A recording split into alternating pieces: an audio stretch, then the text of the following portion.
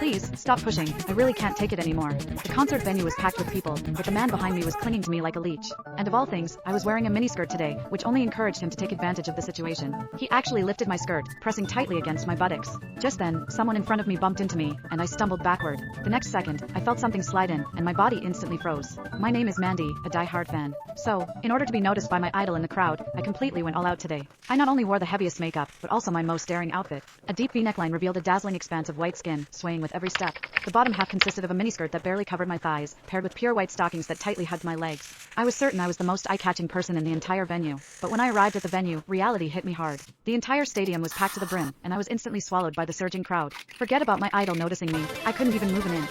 All I could do was desperately stand on my tiptoes and scream at the top of my lungs, "Husband, take me away." Unexpectedly, this innocent remark attracted the worst kind of trouble. My idol didn't notice me, but it attracted a disgusting pervert. After I shouted those words, I felt someone behind me bumping into me repeatedly. At first, I thought it was just accidental contact due to the crowd. After all, bumps and jostles are normal in such a place. But the feeling became clearer and clearer. A hard object was repeatedly pressing against my buttocks, making me extremely uncomfortable. It was only then that I realized what had happened. I thought I had accidentally bumped into his hand, which he had placed behind him, so I quickly turned around, ready to politely apologize. I instinctively apologized, but he paused for a moment, then unexpectedly flashed a meaningful, mischievous smile. "It's all right, I'm happy to oblige." When I turned back around, pretending nothing had happened, I didn't expect him to become even more brazen, pressing himself against me. The force was more deliberate than before, so I had to force all my attention onto the idol, desperately trying to ignore the strange feeling behind me. But the man became increasingly bolder. The next second, he actually lifted my skirt and pressed himself tightly against me. Unfortunately, I was only wearing a thin strap dress that day, so my entire buttocks were completely exposed. I could clearly feel something directly touching my skin. I instinctively thought it was his finger, but then I realized something was wrong.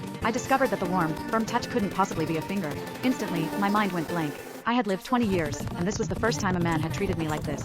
A wave of immense fear overwhelmed me, and every cell in my body screamed to escape. But the crowd was so dense, there wasn't a single gap. I was like a deer caught in the headlights, unable to move. I instinctively tensed my entire body, trying to resist the fear with my rigid posture. The moment my buttock muscles tightened, I inadvertently clamped down on that so-called finger, and a strange tingling sensation instantly spread through me, making my face flush. What confused me even more was that I didn't reject this feeling. In fact, deep down, a hidden sense of anticipation arose. The man behind me obviously took this as tacit consent, so he became even more audacious, repeating the action several times until the foreign sensation could no longer be ignored. I'm a sheltered college student, always following the rules, but today, at a crowded concert, I was manipulated by a complete stranger. Instantly, an indescribable feeling of humiliation surged through me. I wanted to cry out, but my throat felt like it was being squeezed by an invisible hand. I couldn't make a sound. Even worse, the force behind me pressed the thin strap tightly against my body, and a strange, sharp pain spread through my limbs, lingering stubbornly. The next second, I involuntarily let out a soft moan. The immense shame made me want to disappear on the spot, so I bit my lip hard, desperately suppressing the sound that threatened to escape, my throat aching. The deafening music and the frantic screams around me became his perfect cover. Everyone's attention was focused on the stage.